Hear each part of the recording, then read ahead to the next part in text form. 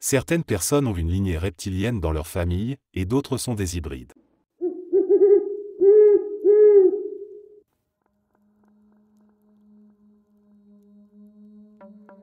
Les reptiliens, une ancienne race, vivent parmi nous depuis bien plus longtemps que l'humanité, mais la plupart des gens ne le savent pas. Il y a deux types d'entre eux qui coexistent dans notre réalité, mais ils opèrent différemment. D'abord, il y a ceux qui vivent profondément sous la surface de la Terre. Ils sont physiques, comme nous, mais évitent tout contact direct avec les humains. Ces reptiliens souterrains préfèrent rester dans l'ombre, habitant des cités cachées dans les profondeurs de la planète. Leur technologie est bien plus avancée que la nôtre, et ils ont choisi de ne pas intervenir dans nos affaires, observant simplement notre évolution tout en restant invisibles. Leur histoire remonte à bien avant l'apparition de l'humanité, et certains pensent qu'ils resteront ici longtemps après notre disparition. En vérité, nous ne sommes qu'une brève parenthèse dans l'histoire de la Terre pour eux. Ensuite, il y a un autre type de reptiliens, plus insidieux. Ceux-ci ne vivent pas physiquement sur Terre, mais dans une autre dimension. Ils ne peuvent se manifester ici qu'avec une puissance limitée, mais ils ont un pouvoir immense sur nos consciences. Ces êtres interdimensionnels influencent les pensées humaines, manipulant nos émotions. Ils se nourrissent de nos peurs, de notre souffrance, et de nos angoisses. Plus nous sombrons dans la négativité, plus ils se renforcent. Leur objectif est de maintenir un niveau constant de chaos émotionnel dans l'humanité, car c'est leur nourriture. Ils incitent à la guerre, à la haine et au conflit, provoquant ainsi les crises et les désordres qui les nourrissent. Ils ne sont pas seuls dans leurs tâches. Les gris, ces fameux extraterrestres décrits dans les histoires d'abduction, seraient en réalité leurs serviteurs. Contrairement aux reptiliens interdimensionnels, les gris peuvent exister dans notre monde physique. Ils agissent comme des drones, exécutant les ordres de leur maître reptilien. Les gris aident à contrôler certains aspects de la réalité, comme la gestion des abductions, et travaillent dans l'ombre pour s'assurer que l'humanité reste dans un état constant de peur et de doute. Les reptiliens interdimensionnels ne se contentent pas de contrôler de loin. Ils influencent directement des individus à travers des possessions subtiles. Certaines personnes, souvent fragilisées émotionnellement ou psychologiquement, peuvent devenir des proies faciles. Ces reptiliens s'implantent dans leur esprit, leur volant leur énergie positive, et les plongeant dans un cycle de colère, de peur et de désespoir. À travers ces individus, ils maintiennent un climat de terreur dans leur entourage, alimentant ainsi leur besoin insatiable d'énergie négative. Même si certains essaient de révéler leur existence, la plupart des gens restent dans l'ignorance. Les reptiliens interdimensionnels s'assurent que ceux qui essaient de dévoiler la vérité sont ridiculisés, considérés comme des fous. Après tout, quoi de mieux pour un pouvoir invisible que de rendre son existence complètement inimaginable pour ceux qu'il contrôle? Ces deux formes de reptiliens, l'une physique et l'autre interdimensionnelle, travaillent en parallèle. L'une observe l'humanité depuis ses refuges souterrains, attendant notre fin, tandis que l'autre se nourrit de nos tourments émotionnels, maintenant un cycle sans fin de douleur et de souffrance. Si nous disparaissons un jour, la Terre redeviendra leur domaine exclusif. Mais jusque-là, ils continueront à exercer leur contrôle, invisible aux yeux de la plupart, mais profondément ancrés dans les ténèbres de nos esprits et de nos cœurs.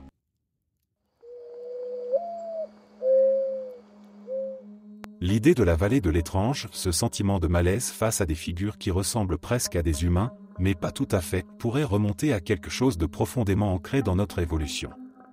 On sait que la peur a été un moteur crucial dans le développement de l'humanité, nous aidant à éviter les prédateurs et à survivre. Certaines peurs primitives, comme celles des serpents ou des araignées, sont des vestiges de notre passé évolutif, lorsque ces créatures représentaient une menace réelle pour nos ancêtres. Alors, que se cache-t-il derrière cette peur spécifique liée à la vallée de l'étrange? Pourquoi quelque chose qui ressemble à un humain, mais qui n'en est pas vraiment un, provoque-t-il un tel malaise? Cela pourrait suggérer que, quelque part dans notre lignée évolutive, nos ancêtres ont peut-être croisé des entités qui avaient une apparence similaire à la nôtre, mais qui n'étaient pas humaines. Des créatures qui étaient suffisamment semblables pour que notre cerveau les reconnaisse comme telles, mais suffisamment différentes pour déclencher une alarme instinctive, un avertissement profond que quelque chose n'allait pas. Ces créatures auraient pu être des prédateurs, des imitateurs qui utilisaient leur apparence pour s'approcher de leur proie. L'idée que cette peur instinctive pourrait provenir d'une rencontre avec quelque chose de non naturel, quelque chose d'inconnu, est troublante. Si de telles entités ont existé dans le passé, étaient-elles des espèces disparues, ou autre chose? Ce quelque chose aurait-il été un prédateur qui, tout en ressemblant aux humains, manipulait cette ressemblance pour tromper et chasser nos ancêtres? Ce type de prédation aurait pu laisser une trace dans notre ADN, gravant cette méfiance dans nos esprits collectifs. La question effrayante est, ces entités existent-elles encore? Se sont-elles retirées dans des endroits reculés, dans des recoins sombres et oubliés de notre planète, où elles continuent à subsister loin de nos regards? Peut-être se cachent-elles dans des zones inexplorées, sous la surface de la Terre ou dans des régions inaccessibles, attendant leur heure ou se nourrissant discrètement. Ou peut-être, plus troublant encore, ces êtres ont évolué en parallèle avec nous. Peut-être qu'ils ont suivi leur propre chemin évolutif, s'adaptant comme nous l'avons fait, devenant plus subtils, plus intelligents, plus capables de se fondre parmi nous sans être détectés. S'ils sont toujours là, que sont-ils devenus? À quoi ressemblent-ils aujourd'hui? Ont-ils appris à mieux imiter les humains, à manipuler notre réalité d'une manière que nous ne pouvons même pas comprendre? La vallée de l'étrange pourrait alors être le vestige d'une ancienne méfiance, un signal d'alarme ancestrale qui nous avertit que quelque chose ne va pas. Que nous sommes peut-être en présence de quelque chose qui imite l'humain, mais qui n'est pas humain. Quelque chose de dangereux, caché juste à la périphérie de notre compréhension.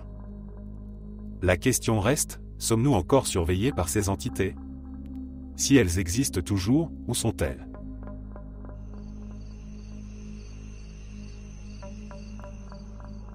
Il y a quelques années, j'ai vu une vidéo qui expliquait la théorie du complot des reptiliens et leur présence ici sur Terre. C'était une vidéo assez longue que je regrette de ne pas avoir sauvegardée. Je suis certain qu'elle a été supprimée de YouTube, comme beaucoup d'autres vidéos sur les théories du complot qui sont progressivement effacées de la plateforme. Rien que d'y penser, j'en ai des frissons.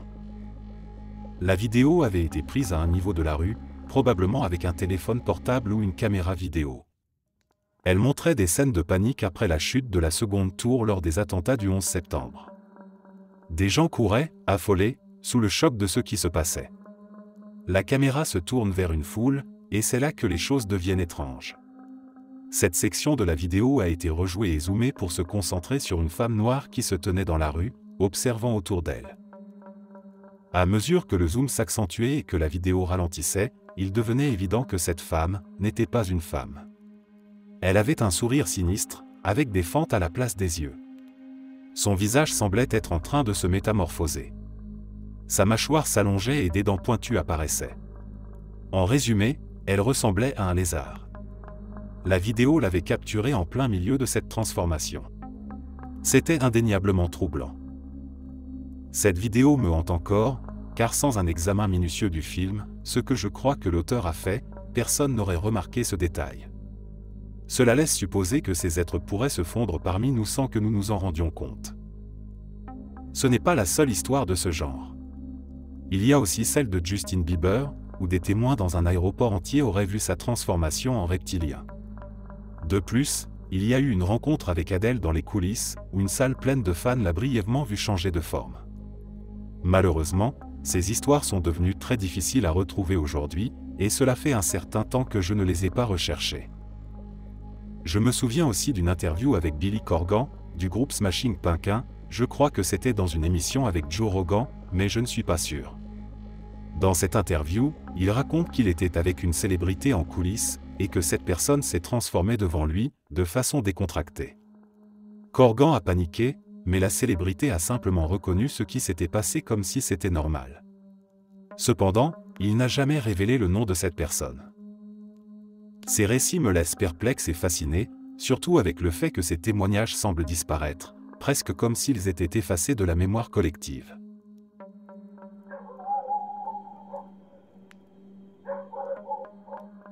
Salut à tous, je vais vous raconter une expérience qui m'a profondément marqué.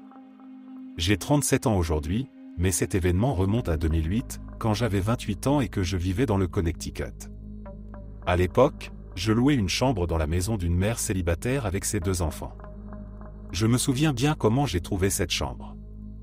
Un ami cherchait des annonces sur MySpace, oui, ça date un peu, et c'est comme ça que je suis tombé sur cette opportunité. À ce moment-là de ma vie, je suivais un chemin assez différent, j'étais à fond dans la musique, je fumais de l'herbe, et je n'avais pas encore trouvé de direction claire. Bref, une période où je vivais un peu au jour le jour. La propriétaire, cette mère célibataire, avait 38 ans à l'époque. Nous avions une relation assez légère, des amis avec des bénéfices, rien de trop sérieux. Elle était plutôt cool, et on s'entendait bien. De temps en temps, elle partait en voyage avec ses amis, des trips de plusieurs jours, et j'avais souvent l'appart pour moi tout seul. Je ne sais pas exactement pourquoi, mais j'avais toujours un petit doute sur elle. Peut-être parce qu'elle avait des manières étranges, comme si elle cachait quelque chose. J'en suis même venu à me demander si elle n'était pas dans des trucs comme la sorcellerie, surtout après ce qui s'est passé. Un jour, on était dehors, dans le jardin devant sa maison, juste en train de discuter de tout et de rien. Et là, d'un coup, sans prévenir, elle me regarde droit dans les yeux et me dit, quand je me mets vraiment en colère, mes yeux changent. Mes pupilles passent de rondes à des fentes, comme celles d'un chat ou d'un reptile. Évidemment, sur le moment, je ne savais pas trop quoi penser. C'était le genre de truc qu'on ne te balance pas en plein milieu d'une conversation anodine. Mais avant même que je puisse réagir ou dire quoi que ce soit, je l'ai vu. Littéralement, sous mes yeux, une sorte de film ou de brume est passée sur son œil droit. Sa pupille ronde s'est transformée en fente, comme si elle était en train de se métamorphoser, et puis, en l'espace d'une seconde, tout est redevenu normal. Je me souviens que j'étais complètement figé. Le moment était si rapide, mais si perturbant à la fois. Je n'ai rien dit, rien montré. J'étais sous le choc, mais une partie de moi savait que je ne devais pas faire de vagues. J'ai continué la conversation comme si de rien n'était, mais à l'intérieur, c'était une toute autre histoire. J'avais l'impression d'avoir vu quelque chose que je n'étais pas censé voir, comme un secret dangereux. Est-ce qu'elle avait vraiment du pouvoir, quelque chose d'inexplicable, ou est-ce que c'était juste une illusion? Je n'en avais aucune idée, mais ce que j'avais vu était bien réel à mes yeux. Après ça, j'ai senti qu'il y avait quelque chose de vraiment spirituel, voire surnaturel, qui planait autour de cette femme. Je ne pouvais pas rester là. J'avais l'impression que ma présence dans cette maison devenait de plus en plus inconfortable, comme si je m'étais approché trop près d'un mystère que je ne devais pas percer. Moins d'une semaine après cette expérience, j'ai décidé de déménager.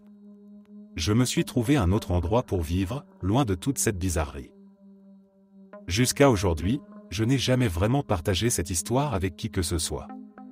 C'était trop étrange, trop inexplicable. J'ai toujours été quelqu'un de plutôt rationnel, et je n'ai jamais vraiment cru aux trucs paranormaux ou aux théories farfelues. Mais cette expérience m'a fait remettre en question pas mal de choses. Ce que j'ai vu ce jour-là, je ne peux pas l'expliquer, mais ça a eu un impact énorme sur ma façon de voir le monde. Est-ce que quelqu'un d'autre ici a déjà vécu ce genre d'expérience? Avez-vous déjà eu l'impression de voir quelqu'un se transformer sous vos yeux, même si ce n'était que pour une fraction de seconde?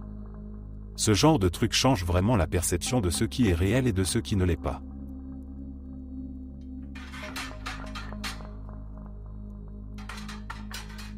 Je sais que beaucoup de gens vont me prendre pour un fou en lisant ce que j'ai à dire, mais je n'ai plus peur de dire la vérité. J'ai vu des choses que je ne peux plus ignorer. Les reptiliens existent, et ils contrôlent notre monde en secret depuis des siècles. Laissez-moi vous expliquer. D'abord, c'est quoi un reptilien? Ce sont des créatures extraterrestres, des êtres capables de prendre forme humaine, mais leur véritable nature est celle de reptiles humanoïdes. Ils sont là, parmi nous, déguisés en êtres humains, infiltrés dans les plus hautes sphères du pouvoir, gouvernement, entreprises, médias. Leur but? Contrôler l'humanité, manipuler notre perception de la réalité et maintenir leur domination sur nous. Je sais que ça peut paraître fou. Moi aussi, je n'y croyais pas au début. Mais il y a trop de preuves, trop de coïncidences pour tout rejeter en bloc. Prenez par exemple les élites mondiales. Vous avez déjà remarqué à quel point ils semblent déconnectés de la réalité? Comme s'ils ne comprenaient pas nos émotions, nos besoins. C'est parce qu'ils ne sont pas humains. Regardez certaines vidéos d'interviews où leurs yeux, juste pour un instant, deviennent comme ceux d'un reptile, des pupilles verticales, avant de redevenir normaux. Certains disent que c'est un effet de la caméra, mais pour moi, c'est la preuve qu'ils ont du mal à maintenir leur déguisement parfait.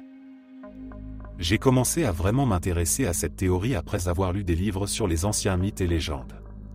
Dans presque toutes les cultures, il y a des récits d'êtres serpents ou de dieux reptiles.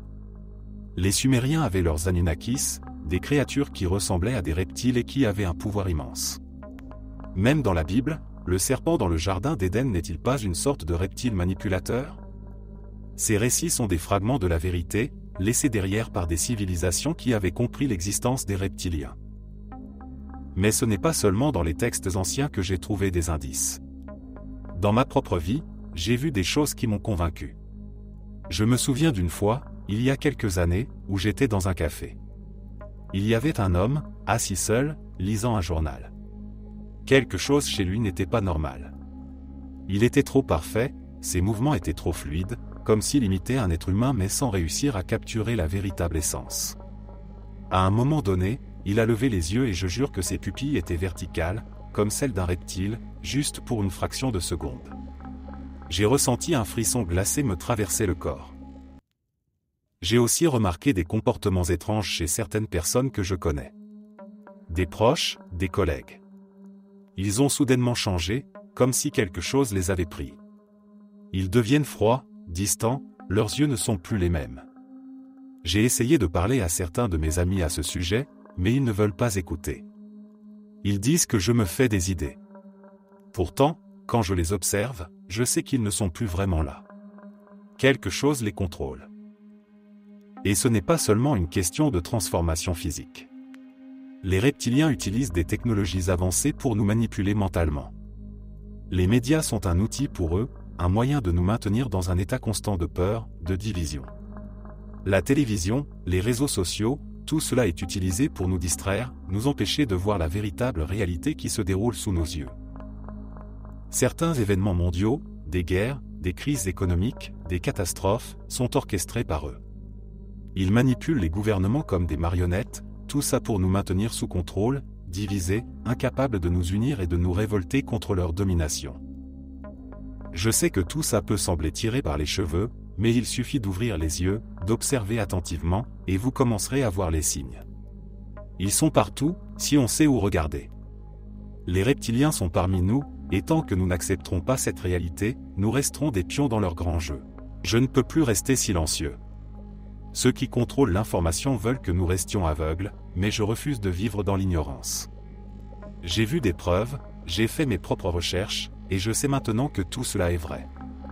Ils sont là, et nous devons ouvrir les yeux avant qu'il ne soit trop tard.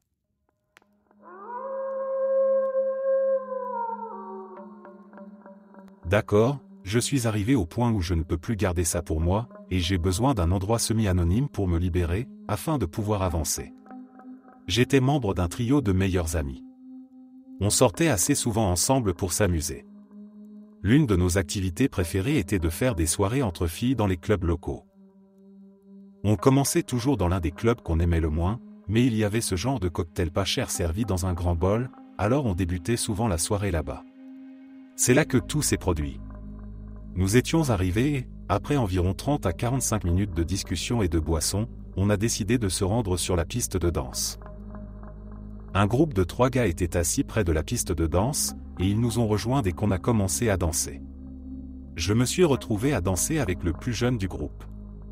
Il avait l'air d'avoir environ 5 ans de moins que moi, mais on s'amusait bien ensemble. On dansait et, à un moment, on s'est regroupé avec les autres pour former un cercle. Juste en face de moi et de mon partenaire de danse se trouvait ma meilleure amie. Elle riait, souriait, dansait, et semblait profiter du moment, et puis boum, comme un hologramme ou une image qui change sous nos yeux, elle s'est mise à grandir d'un coup. C'était comme si l'image se réglait soudainement. Elle dépassait largement la tête de tous ceux autour d'elle, y compris le gars avec qui je dansais, qui faisait bien un M80. C'est là que j'ai le plus de mal à l'expliquer sans me sentir ridicule, mais s'il vous plaît, comprenez que j'ai encore du mal à me l'avouer moi-même. Ma meilleure amie, elle était un reptile. Oui, une créature debout, recouverte d'écailles, musclée, humanoïde, avec une tête entre celle d'un dinosaure et d'un humain. Mon partenaire de danse et moi, on s'est figés sur place.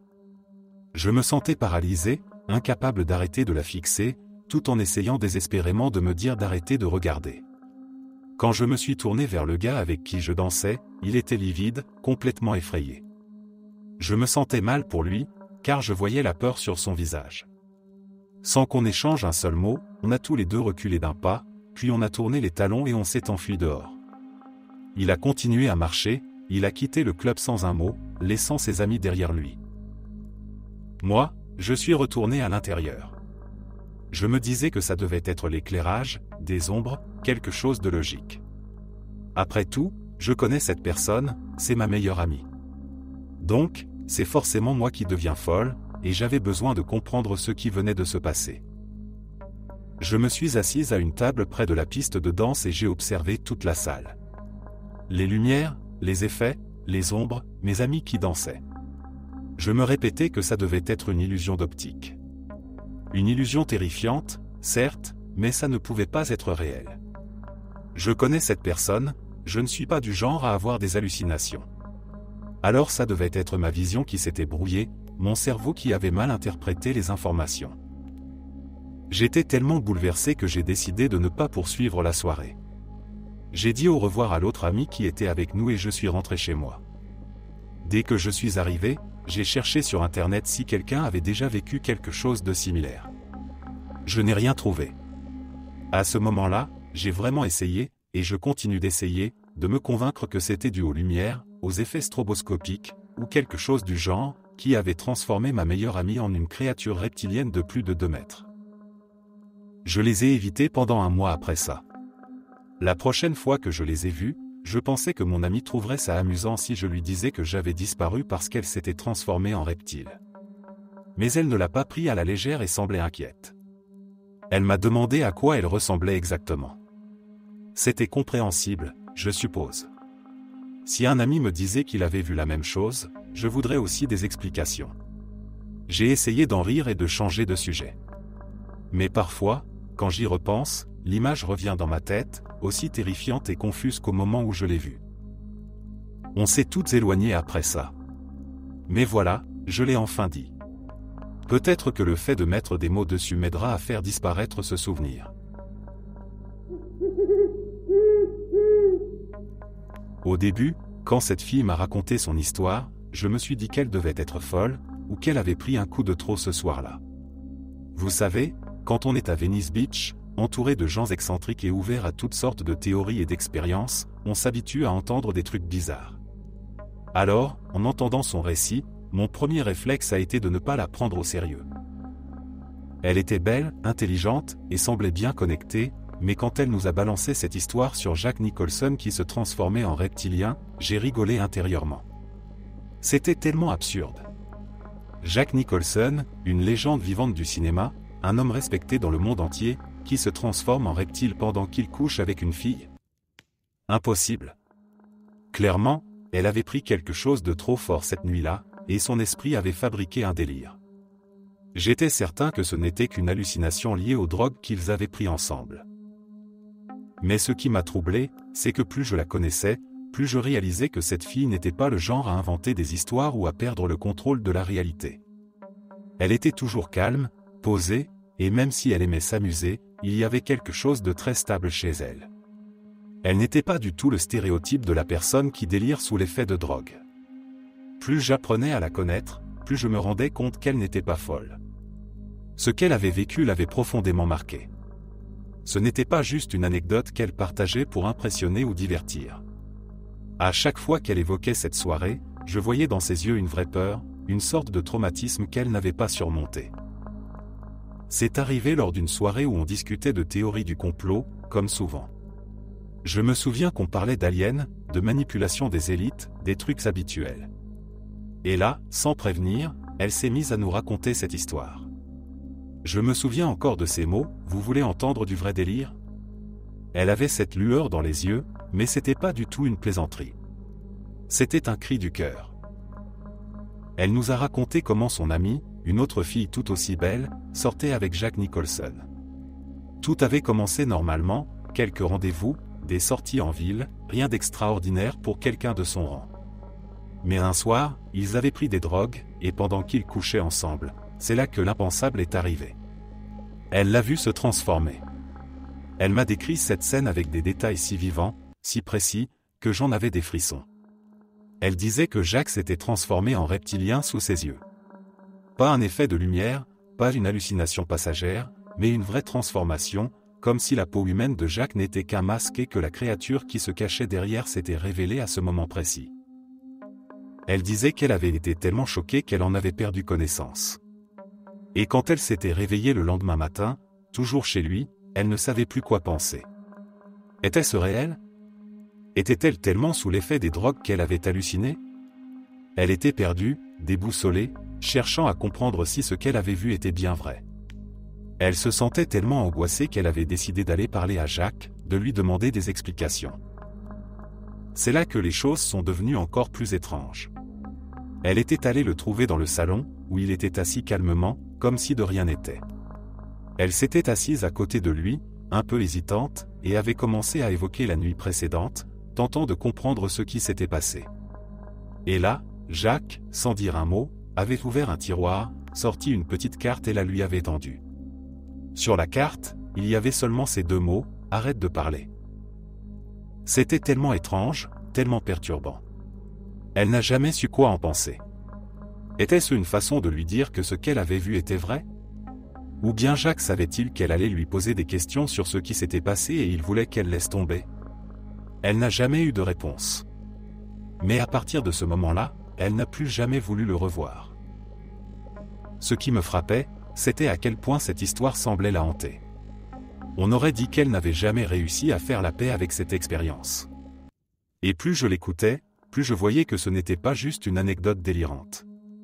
Elle était traumatisée par ce qu'elle avait vu, ou ce qu'elle croyait avoir vu.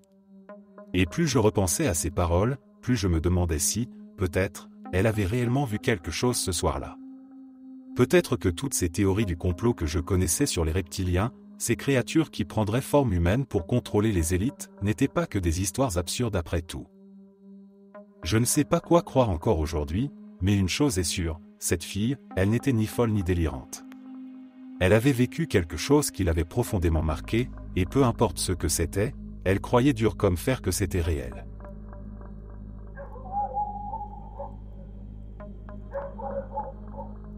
L'histoire de Kyle Odom est fascinante et troublante à la fois. Odom était convaincu que son pasteur, Tim Remington, était en réalité un reptilien déguisé. Cette idée peut sembler complètement délirante, mais ce qui rend cette affaire encore plus étrange, c'est ce qui s'est passé ensuite. En 2016, Odom a tiré 6 fois sur le pasteur Remington avec des balles à tête creuse, 1 fois à la tête et 5 fois dans le torse. Contre toute attente, non seulement le pasteur a survécu, mais il est retourné à son travail 2 semaines plus tard, comme si de rien n'était. Cet aspect de l'histoire a alimenté les théories et spéculations, car, pour beaucoup, une telle résilience après un incident aussi grave semble presque surhumaine. Ce qui est encore plus étrange, c'est que peu de temps après, Remington a été nommé représentant au gouvernement de l'État de l'Idaho, ce qui n'a fait qu'ajouter de l'huile sur le feu pour ceux qui croient que les reptiliens infiltrent les sphères du pouvoir. De plus, le pasteur a des liens avec des figures politiques importantes, comme Ted Cruz, ce qui a encore intensifié les théories autour de cette affaire. Kyle Odom, quant à lui, a écrit un manifeste où il expose sa conviction que des reptiliens influencent secrètement la société humaine. Dans ce document, il décrit des rencontres avec des êtres qu'il croyait être des reptiliens déguisés en humains, notamment son pasteur. Selon lui, ces entités exercent une influence sur les personnes en position de pouvoir et de leadership, et il pensait que son pasteur faisait partie de cette conspiration. Le manifeste d'Odom est rempli de détails sur ses croyances, notamment qu'il aurait été en contact avec des forces extraterrestres, qu'il aurait manipulées. Certains voient dans ce manifeste le reflet d'un trouble psychologique, tandis que d'autres y voient une possible révélation d'un contrôle reptilien caché.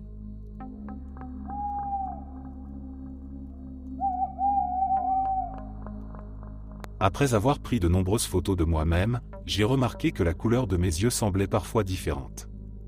Beaucoup de gens les prennent pour des yeux bleus, alors qu'ils ne le sont pas. Dans une photo, mes yeux paraissaient même vert lézard. C'est à ce moment-là que j'ai réalisé que j'étais peut-être possédé par des reptiliens.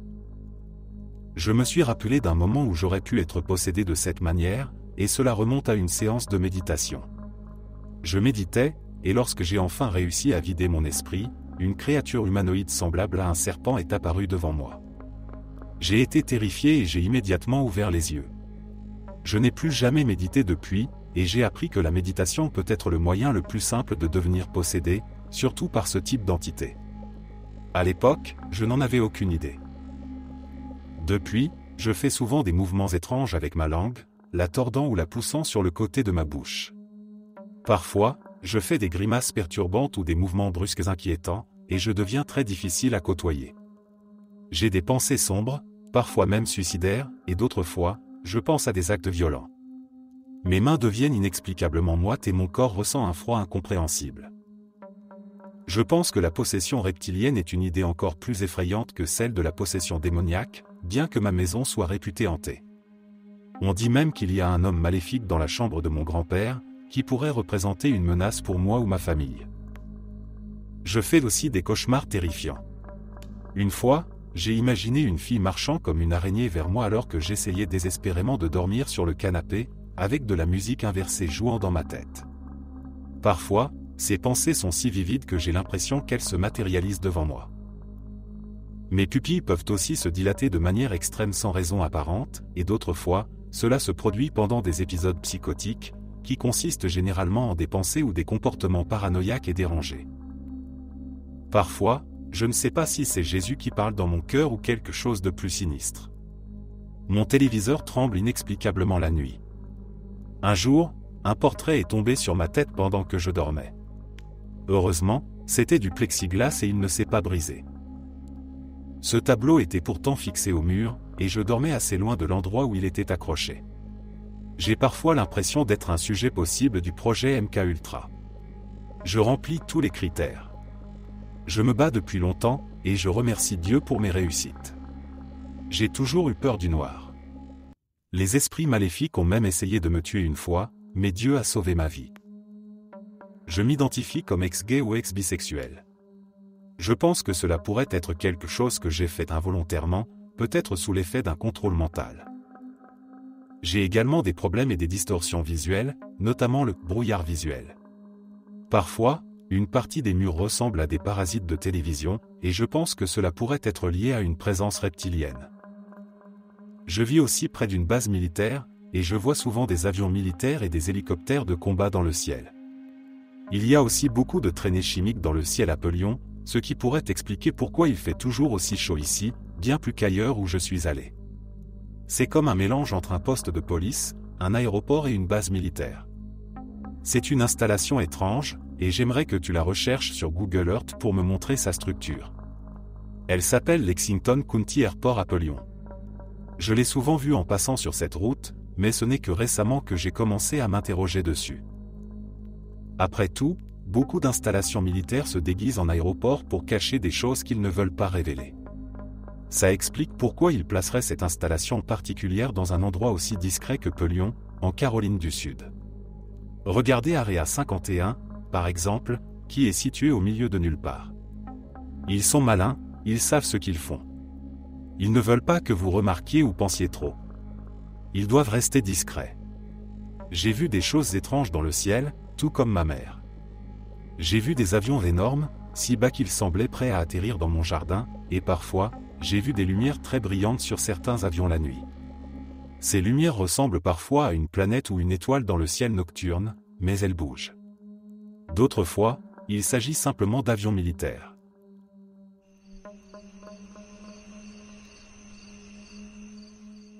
Ce qui m'est arrivé quand j'avais 5 ans a marqué un tournant majeur dans ma vie. C'est un événement qui m'a complètement replié sur moi-même, modifiant ma personnalité et ma vision du monde, et je ressens encore aujourd'hui comme si je suis coincé dans une sorte de spirale, peut-être traumatisé. C'est comme s'il y avait quelque chose d'inachevé, quelque chose auquel je reviens sans cesse. Ce qui s'est passé, c'est que je me suis noyé dans une piscine à l'âge de 5 ans.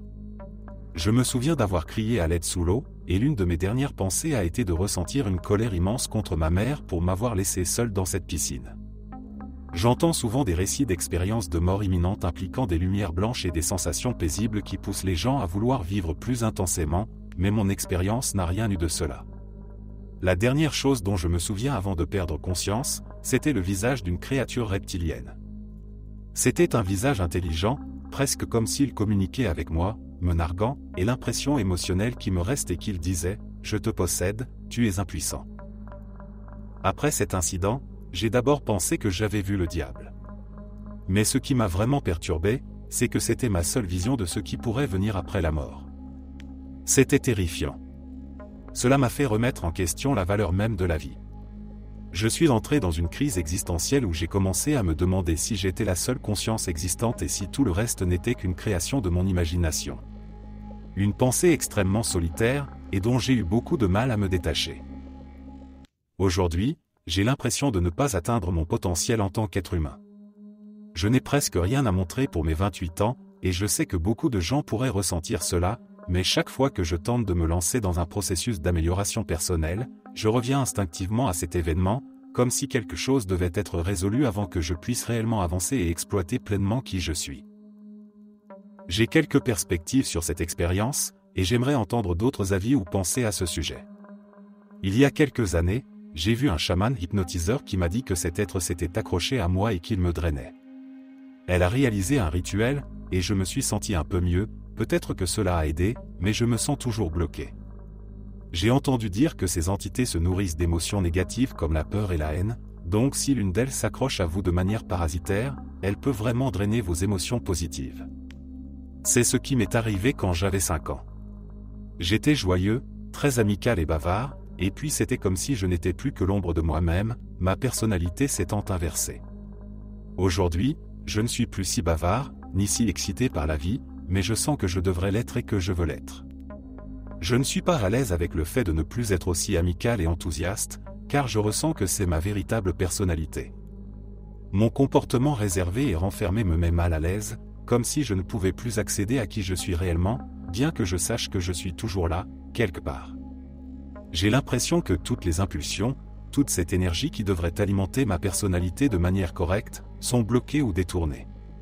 Cela fait plus de 20 ans que j'attends une sorte de renaissance ou de résurrection, mais c'est tellement long maintenant que je ne sais plus comment y arriver. Une autre façon de voir les choses est que le reptile représente mon chakra racine et toutes les associations qui en découlent. Je ne pense pas que l'entité et cette explication des chakras s'excluent mutuellement. En résumé, je sens que c'est une question toujours non résolue. Je ne pense pas que parler de cela m'aidera. Je ne sais pas ce qui m'aidera. Je pense que je dois débloquer quelque chose au niveau énergétique, mais je ne sais pas quoi. Peut-être que je dois l'intérioriser, ou l'extérioriser, ou juste le voir pour ce qu'il est, afin de pouvoir enfin être à l'aise avec mon énergie intérieure.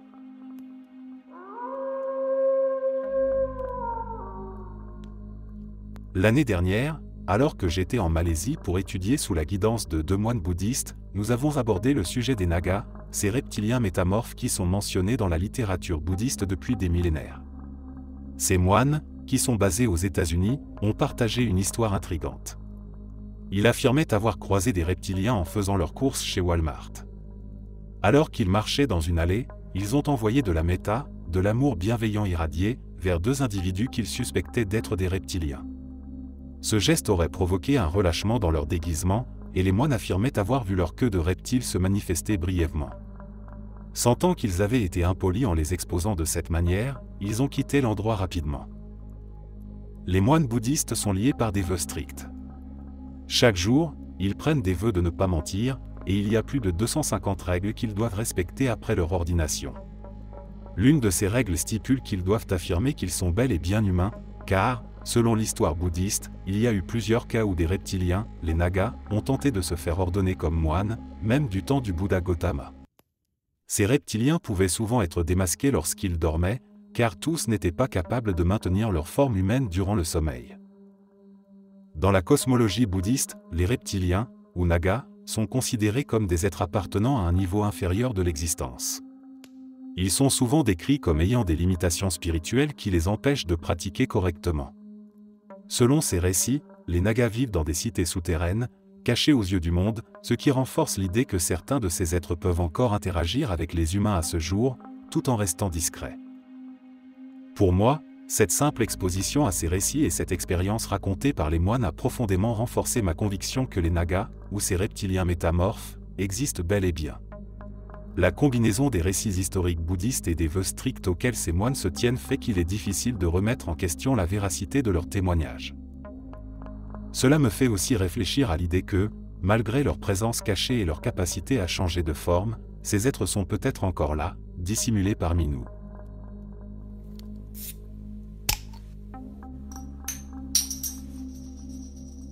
Dans la religion aztèque, il existe un dieu nommé Tloc, décrit comme ayant des yeux globuleux et des crocs. En gros, si tu fais une recherche sur lui, il ressemble beaucoup à une figure reptilienne. Cependant, les reptiliens sont généralement perçus comme les ennemis des humains, alors que les Aztèques vénéraient Tloc pour sa capacité à leur fournir de l'eau et de la fertilité, plutôt sympa pour un reptilien. Autrement dit, il était le dieu de l'eau, essentiel pour les cultures et la fertilité des terres. Bien sûr, le pouvoir de contrôler la pluie n'est pas toujours bénéfique. Tloc pouvait aussi envoyer de la grêle, du tonnerre et des éclairs. Pour cette raison, en plus d'être associé à l'élément eau, il était également craint par le peuple. Comme pour beaucoup d'autres dieux, des sacrifices étaient offerts à Tloc. Ces sacrifices allaient d'offrandes simples comme du jade ou du sable, à des sacrifices beaucoup plus sanglants, comme des cœurs humains et des enfants. Un comportement qui correspond bien à l'image des reptiliens, non ? Il est dit que lors des jours où des enfants étaient sacrifiés, si, en route vers le sanctuaire, ces enfants pleuraient, leurs larmes étaient perçues comme un signe positif d'une pluie abondante imminente. Si tu connais un peu les reptiliens, tu sais que cela fait beaucoup de sens si l'on suppose que Tloc était un reptilien. Tloc n'est pas le seul reptilien dans les mythologies anciennes. D'autres exemples notables incluent Sobek, dans la mythologie égyptienne, et Sekro, dans la mythologie grecque. Le fait que tant de cultures anciennes aient des figures reptiliennes dans leur panthéon montre que la présence des reptiliens sur cette planète pourrait remonter à très longtemps. Si tu compares l'expérience des Aztèques avec Tloc à notre expérience moderne des reptiliens, tu remarqueras que pas grand-chose n'a changé. Les reptiliens sont toujours vénérés, par exemple, par les célébrités, etc. Les enfants sont encore sacrifiés, de manière plus métaphorique ou secrète, et le contrôle des phénomènes météorologiques pourrait encore être manipulé tout comme Tloc contrôlait la pluie. En outre, les reptiliens continuent de se nourrir de nos peurs et de nos angoisses, comme les larmes des enfants avant qu'ils ne soient sacrifiés. Je trouve cela fascinant de voir à quel point l'interaction entre les reptiliens et les humains remonte loin dans le temps. Cela pourrait suggérer qu'ils avaient autrefois une relation différente avec nous, peut-être plus bienveillante. Ou peut-être qu'ils nous aidaient à avancer en tant que société, afin d'atteindre une époque où ils pourraient se nourrir de l'énergie de milliards d'êtres humains.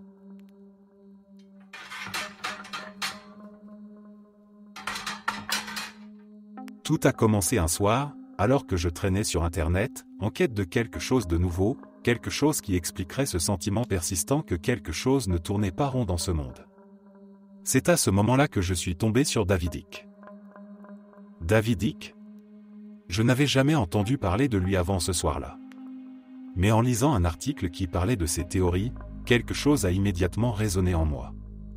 Icke est un ancien journaliste sportif et un auteur britannique qui, dans les années 90, a commencé à parler de choses que la plupart des gens trouvaient complètement farfelues à l'époque. Mais aujourd'hui, je réalise à quel point il avait raison. La théorie des reptiliens, ça semble fou, je le sais bien.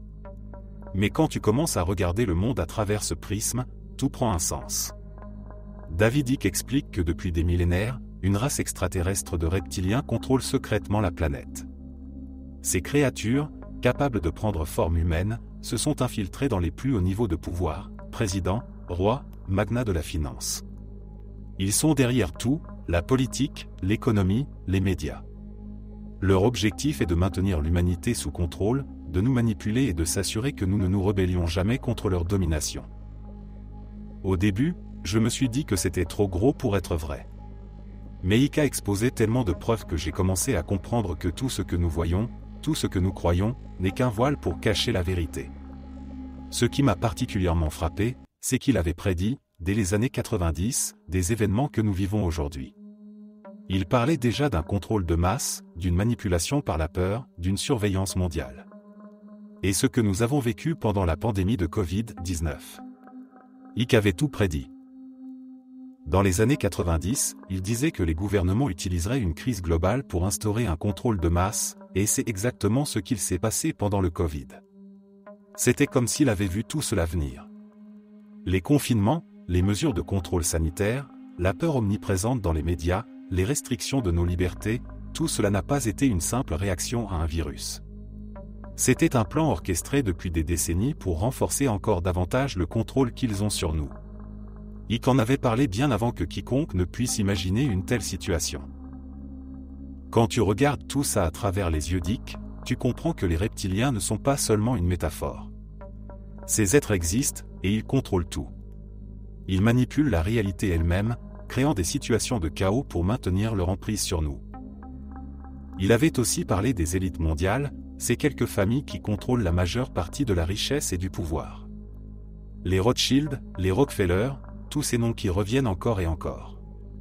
Icke les a toujours pointés du doigt, disant qu'ils sont des marionnettes des reptiliens, utilisant leur immense influence pour manipuler l'humanité entière. Tout ce que je vois autour de moi, les décisions politiques, les événements médiatisés, les guerres, les crises, tout semble orchestré par cette force cachée.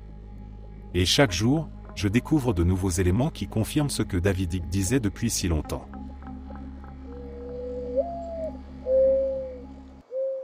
Je ne sais pas vraiment si c'était un reptilien. Il y a environ 6 mois, j'étais en pleine phase d'éveil spirituel et j'apprenais que certaines entités se nourrissent de nos pensées et émotions négatives. J'ai commencé à utiliser du Palo Santo et à écouter des fréquences spécifiques dans mon appartement, tout en faisant des méditations de nettoyage des entités. À chaque fois que je faisais ça, je voyais des silhouettes sombres courir dans ma chambre, ce qui est bizarre, parce qu'habituellement, quand je les vois, elles sont inoffensives, presque comme des enfants curieux. Donc je ne sais pas trop ce qui se passait à ce moment-là. La première nuit après un nettoyage, j'ai fait un cauchemar. Il y avait un être sur le plafond qui essayait d'arracher mon âme de mon corps. Plus tard, j'ai compris que c'était l'entité principale que je tentais de purifier. Je pourrais entrer dans plus de détails si ça intéresse quelqu'un, mais je sais que les récits de rêves peuvent être ennuyeux à lire. Cependant, ce rêve-là était extrêmement vif et terrifiant. Cette entité essayait de m'atteindre dans mon sommeil parce que je coupais son accès à moi. Et c'est là que la partie reptilienne entre en jeu. Pendant que je préparais mon petit déjeuner, la nuit, je travaille de nuit, j'ai entendu un bruit étrange derrière moi, à quelques mètres. D'abord, c'était le son d'une profonde inspiration, comme si quelqu'un qui fume beaucoup essayait de reprendre difficilement son souffle. Ensuite, j'ai entendu un bruit de cliquetis, comme celui que l'on fait en appuyant la langue contre le palais et en répétant rapidement le son. Je me suis immédiatement dirigé vers l'endroit d'où venait le bruit, car j'ai décidé que je ne me laisserais pas intimider dans ma propre maison. Bien sûr, il n'y avait rien que je puisse voir, mais je pouvais sentir une présence. Alors, j'ai fait un autre nettoyage. Peu de temps après, mes guides spirituels m'ont poussé à regarder des vidéos sur les reptiliens, et c'est là que j'ai entendu ce même bruit de cliquetis dans une vidéo. Dans les commentaires, quelqu'un disait que ce bruit est souvent associé aux reptiliens.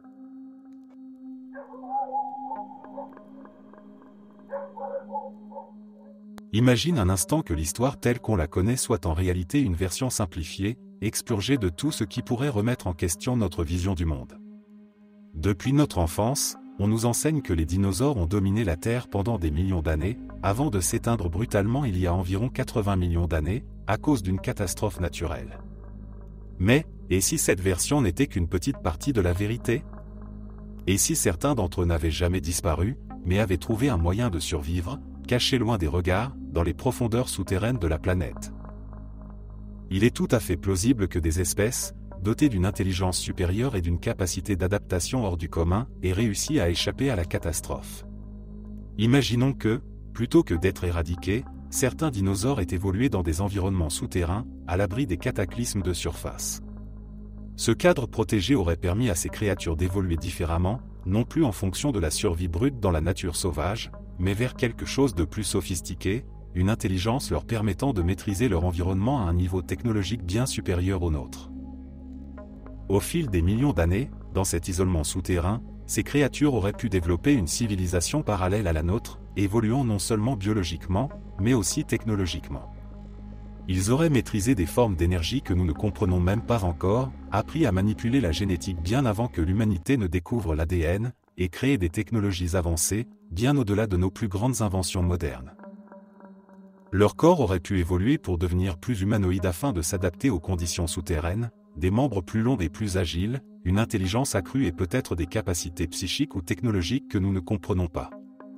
Ces êtres, que l'on appellerait aujourd'hui des reptiliens, pourraient avoir créé des civilisations florissantes bien avant que l'humanité ne fasse ses premiers pas.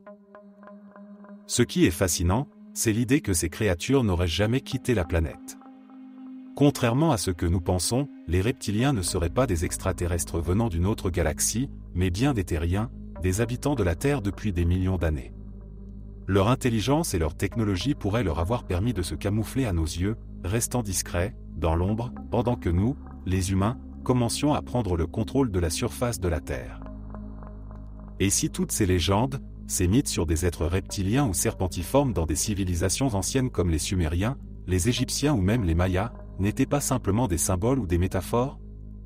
Ces cultures vénéraient des dieux serpents, des créatures mi-humaines mi-reptiles qui régnaient depuis les cieux ou les profondeurs. Ces récits pourraient être des témoignages d'anciens contacts avec cette civilisation reptilienne, qui aurait influencé certaines des plus grandes avancées de l'histoire humaine. Imaginons aussi que cette civilisation avancée de reptiliens ait toujours gardé un œil sur nous, intervenant parfois pour guider ou manipuler l'évolution humaine. Certaines théories suggèrent que les reptiliens pourraient être derrière certaines des plus grandes structures du monde antique, comme les pyramides ou Stonehenge, utilisant leur technologie avancée pour aider à les ériger. Ils auraient peut-être même influencé nos dirigeants les plus puissants, se dissimulant derrière des visages humains pour contrôler l'humanité depuis les coulisses.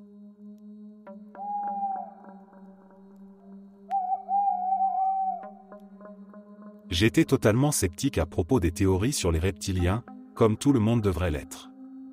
À première vue, cela semble absurde, l'idée qu'une race d'êtres reptiliens, cachés parmi nous dans des dimensions parallèles, puisse manipuler l'humanité. Pendant longtemps, je n'y ai prêté aucune attention, pensant que c'était juste une autre théorie du complot sans fondement.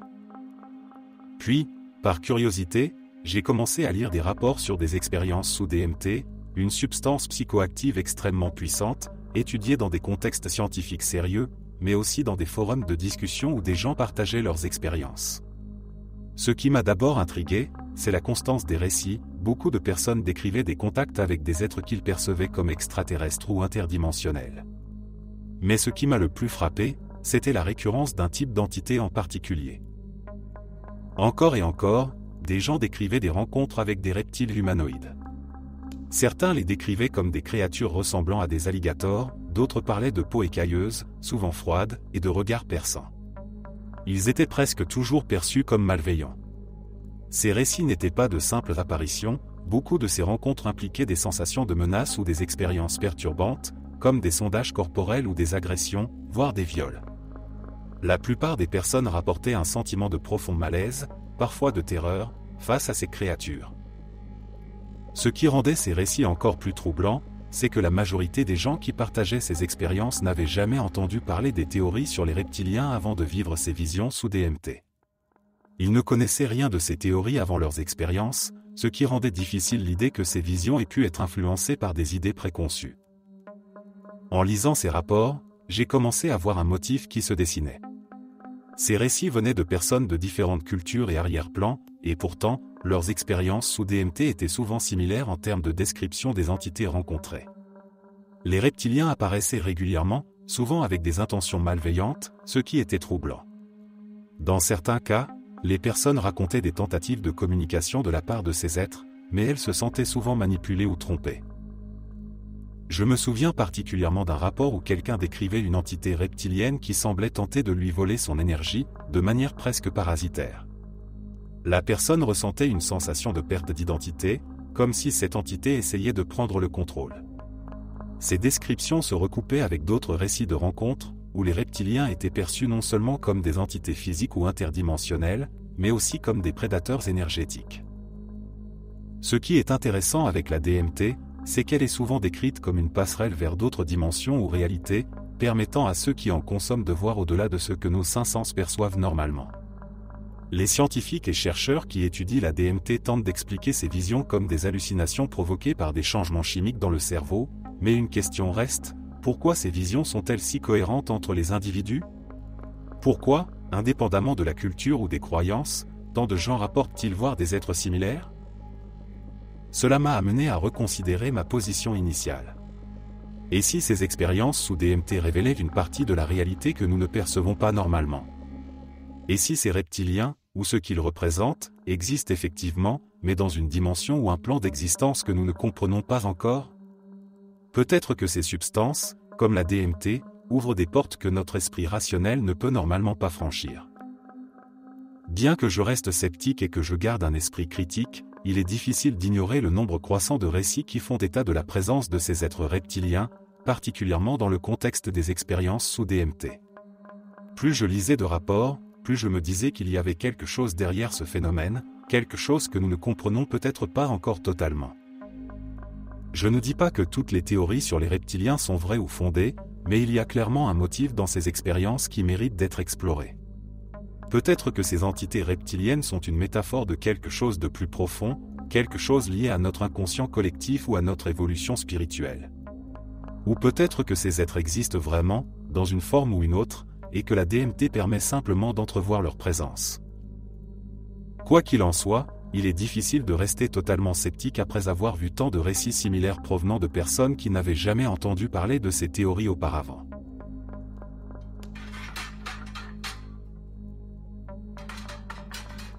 Après avoir récemment découvert que tous les humains possèdent ce qu'on appelle une plica semilunari, ou une troisième paupière, j'ai élaboré une théorie intéressante, et j'aimerais avoir des retours à ce sujet. Je pense que la race reptilienne, qui se cacherait parmi nos politiciens et les puissants de ce monde, serait en fait une branche éloignée de toute l'humanité. Je crois que leur objectif est de maintenir leur lignée aussi pure que possible, de vivre aussi longtemps que possible, et de préserver leur espèce.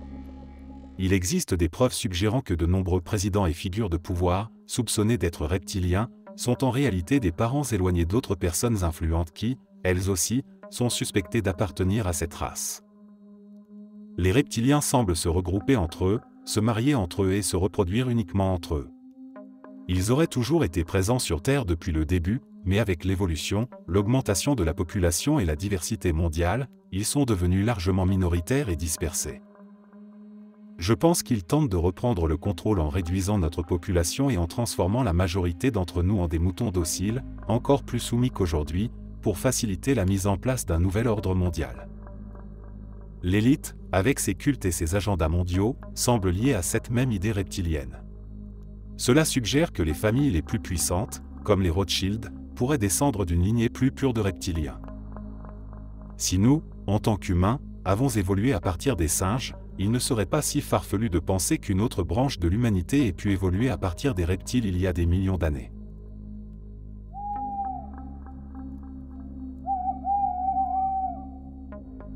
Les reptiliens apparaissent dans les récits de nombreuses cultures anciennes à travers le monde. Dans le jaïnisme et l'hindouisme, on parle des nagas, des divinités mi-humaines mi-serpents. Les Aztèques vénéraient le Quetzalcoatl, un dieu en forme de serpent. Les Indiens Hopis, en Amérique du Nord, faisaient référence à une race de reptiliens appelés les Chétis, traduits comme frères serpents. En Afrique, des chamans affirment détenir des connaissances ésotériques approfondies sur une race de reptiliens appelés les Chitori, qu'ils disent contrôler la Terre. Les légendes chinoises, coréennes et japonaises parlent des kappas, des êtres reptiliens.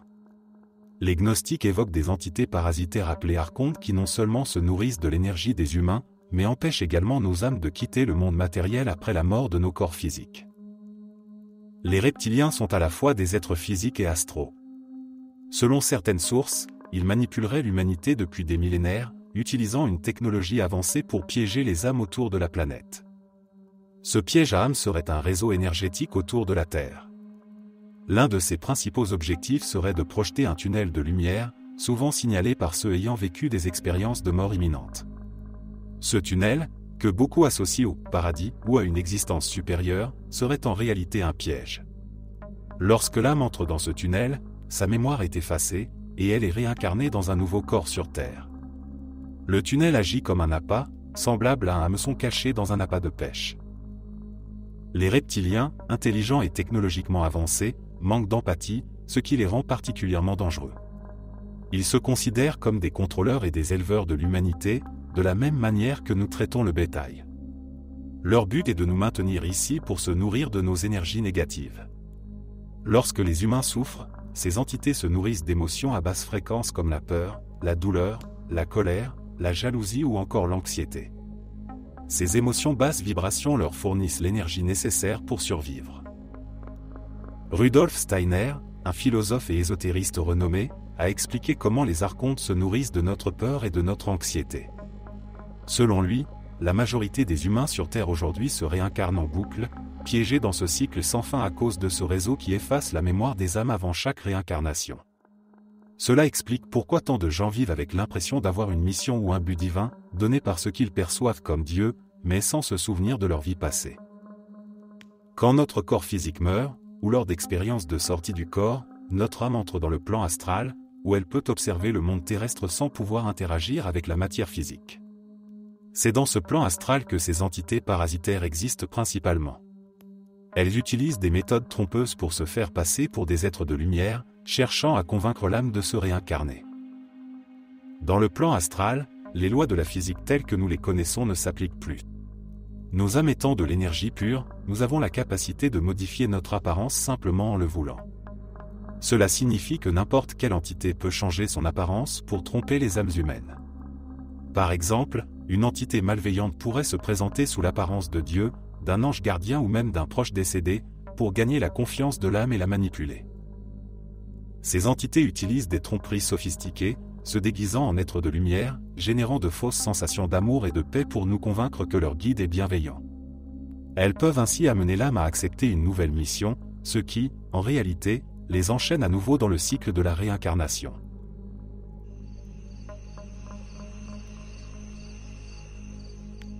Il y a quelque temps, une rencontre étrange m'a profondément marqué. Ce jour-là, j'ai croisé un homme qui semblait tout savoir sur des sujets inhabituels, comme la lecture de pensées, les voyages dans le temps, la réincarnation, et bien sûr, les reptiliens. Il m'a dit que j'étais un empathe extrêmement puissant, que mon énergie était si forte qu'il pouvait la sentir de l'autre côté du parking. Ces paroles résonnaient avec ce que je savais déjà de moi-même. J'ai toujours eu une capacité à percevoir les énergies des autres, à voir au-delà de la surface des choses, mais il y avait quelque chose dans cette rencontre qui me mettait mal à l'aise. Il y avait un subtil décalage, une vibration étrange qui me faisait douter de ses intentions. À un moment donné, après une longue conversation, il m'a dit quelque chose d'inattendu, il pensait que je pourrais être reptilien. Pas le type de reptilien maléfique dont on entend souvent parler dans les théories du complot, mais plutôt un être de lumière, un reptilien qui incarnerait la lumière dans l'obscurité. C'était la première fois que quelqu'un me parlait de cette idée. J'étais perplexe. Toute ma vie, j'ai senti que j'étais différent, que quelque chose en moi était plus profond, plus connecté à des réalités que les autres ne peuvent pas voir. Mais être reptilien ? Ça me semblait improbable. Pourtant, après cette rencontre, une sensation étrange a commencé à s'intensifier en moi. J'ai toujours ressenti une certaine lourdeur dans mon corps, comme si une énergie négative me tirait vers le bas. Ce n'était pas nouveau, mais depuis cette discussion, cette sensation était devenue plus forte, plus ciblée. C'était comme si une force invisible s'accrochait à un point précis de mon corps, tirant sur moi, aspirant mon énergie vitale. Il ne s'agissait pas d'une simple fatigue. C'était plus profond, comme si quelque chose cherchait à me contrôler, à se nourrir de mes pensées, de mes émotions les plus sombres. Par moments, je ressens cette présence clairement, presque physiquement.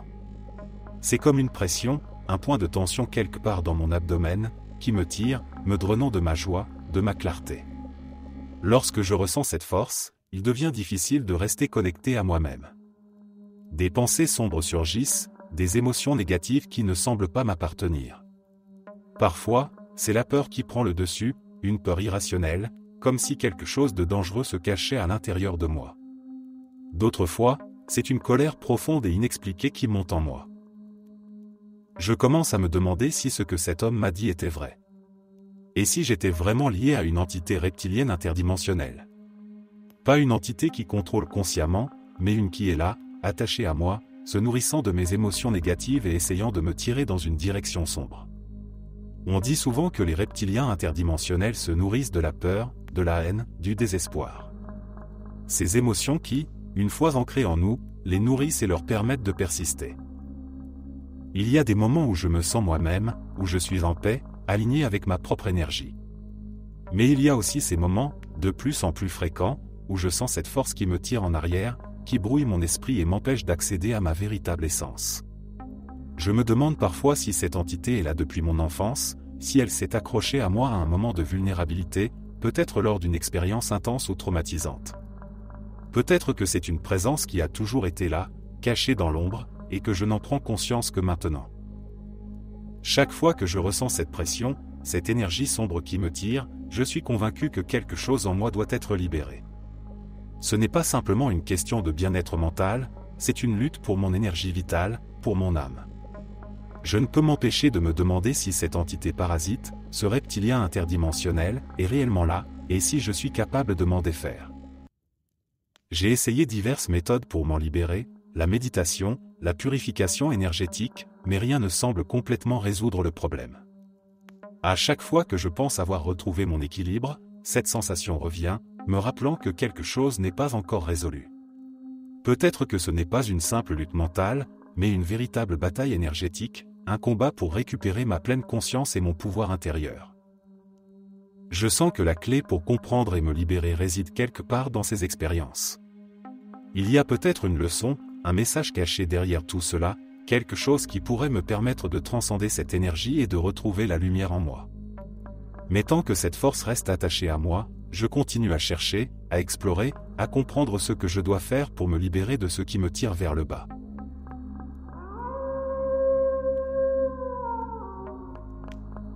Toute la théorie du complot sur les reptiliens est réelle. Certaines personnes ont une lignée reptilienne dans leur famille, et d'autres sont des hybrides. Les familles royales sont souvent associées à cela. Ils se nourrissent de l'énergie des autres, comme des vampires. J'ai dû affronter tout ça parce que je viens d'une famille hybride avec beaucoup d'ascendance royale. J'ai découvert cela quand j'étais à l'université en faisant mes propres recherches. Je ne pensais pas que ma famille était au courant, mais ils agissent parfois de manière vraiment étrange, et comme je suis sensible aux énergies, je sais avec certitude qu'ils jouent avec, que ce soit intentionnel ou non. Heureusement, je peux m'aligner davantage avec mon côté humain et ne pas tomber dans ce genre de conneries. Parfois, j'ai l'impression d'être manipulé, c'est pourquoi je me concentre sur le maintien de ma paix intérieure et de mon équilibre, en restant moi-même et en ne les laissant pas m'entraîner dans la négativité. Je vais me dévoiler un peu pour renforcer ma crédibilité. Mon nom de famille est Brown et ma grand-mère est une O'Neill. Les O'Neill étaient des hauts rois d'Ulster avant la Grande Famine, et je pensais que Brown était un nom de famille sans importance jusqu'à ce que je fasse des recherches généalogiques. J'ai trouvé un livre qui les liait à l'invasion normande en Angleterre et en Irlande, les présentant comme des seigneurs frontaliers au pays de Galles. Mais il mentionnait aussi qu'ils venaient de Poitou, en France, et qu'ils étaient une famille noble là-bas. J'ai ensuite découvert Hugh le Brun de Lusignan, comte de la Marche. En fouillant davantage, j'ai appris que cette famille comprenait des rois croisés et des chevaliers, dont Guy de Lusignan, le dernier roi catholique de Jérusalem. Une légende est associée à leur famille, celle de la sirène ou nymphe des eaux Mélusines, un personnage dont plusieurs familles royales prétendaient descendre, y compris les Plantagenets et la maison d'Anjou. Ce personnage est en fait assez célèbre de nos jours, même si vous ne le savez peut-être pas. Vous avez tous déjà vu son image ou bu dans une tasse qui lui est dédiée, car le logo de Starbucks représente Mélusine. Souvenez-vous quand ils ont laissé un gobelet Starbucks dans un épisode de Game of Thrones, c'est la raison. Et rappelez-vous aussi comment Starbucks servait de couverture pour les opérations du Dr. Evil dans Austin Powers. Peut-être qu'il savait quelque chose. Le pouvoir des symboles et du message subliminal. Ça ressemble bien à quelque chose que les francs-maçons feraient. Je connais beaucoup de choses sur la franc-maçonnerie sans en faire partie. Je pense que c'est à cause des liens ancestraux avec l'organisation, des liens spirituels qui ont influencé ma vie. Merci d'être resté jusqu'à la fin. N'oubliez pas d'aimer la vidéo, de vous abonner et de partager vos propres histoires en commentaire. On se retrouve demain à la même heure devant ce feu.